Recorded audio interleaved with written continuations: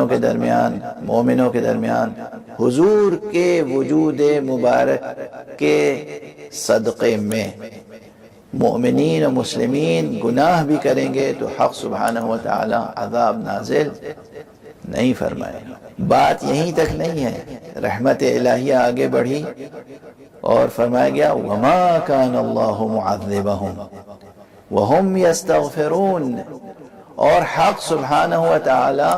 ان پر ہرگز عذاب نازل کرنے والا نہیں ہے جب تک کہ یہ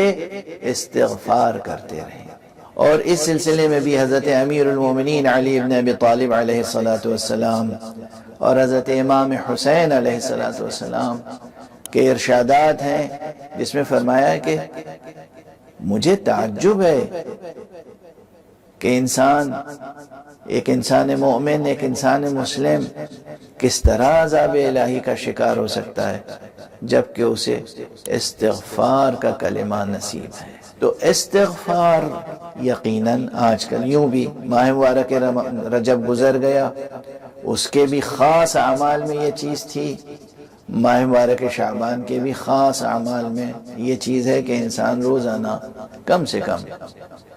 100 بار یا 70 بار استغفار پڑھ لے، اور اس صیغے میں استغفر اللہ واسألہ التوبہ۔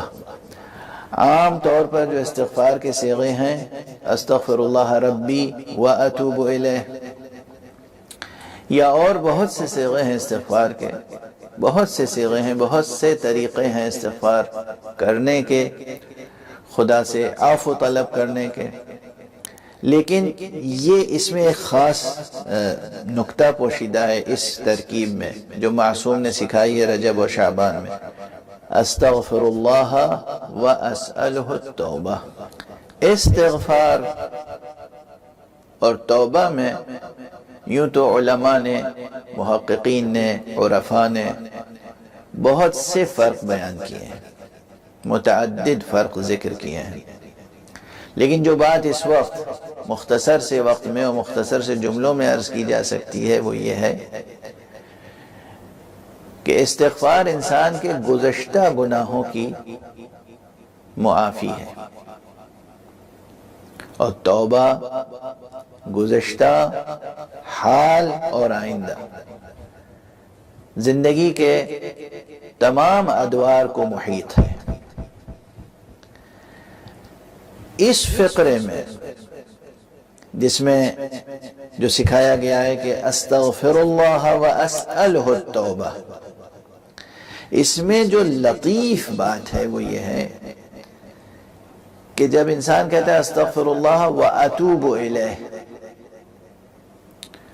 تو اتوب الیہ میں وہ فعل کا اسناد اپنی ذات کی طرف کرتا ہے کہ میں اللہ سے استغفار طلب کرتا ہوں اور اللہ کی طرف پلٹتا ہوں، توبہ کرتا ہوں۔ انسان کیا ہے، اس کی حقیقت و حیثیت کیا ہے، اس کے عزم اور ارادے کی بھی حیثیت کیا ہے؟ انسان تو مکڑی کے جالے سے بھی کمزور ارادے رکھتا ہے۔ اس فقرے میں توبہ کا اسناد تائب کی ذات کی طرف نہیں ہے، کہا گیا استغفر اللہ واسألہ التوبہ، اللہ سے ہم استغفار کرتے ہیں اور اسی سے توبہ طلب کرتے ہیں، وہی توفیق عطا فرمائے کہ ہم توبہ کر سکیں، رجوع اللہ کا سفر مکمل کر سکیں۔ توبہ یعنی رجوع اللہ، تقوی اختیار کریں، استغفار کریں اور درود پڑھیں زیادہ سے زیادہ، اللہم صل علی محمد وآل محمد، اور استغفر اللہ ربی واسألہ التوبہ۔ سورہ مبارکہ انا انزلناہ بھی آج کل کثرت سے تلاوت کریں۔ سورہ مبارکہ یاسین یوں بھی روز پڑھنی چاہیے، زرہ کے طور پر مومن کے کام آتی ہے، زرہ کی طرح۔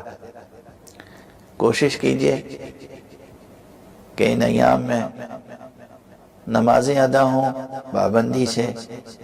ذکر حق ہو، تلاوت قرآن مجید ہو، سورہ یاسین پڑھیں،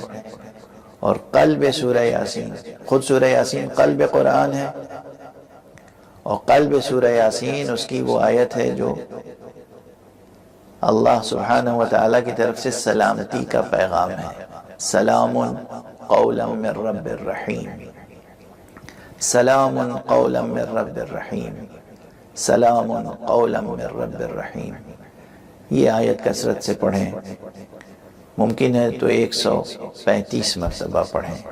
اگر خدا نخواستہ کوئی کسی بیماری میں مبتلا ہے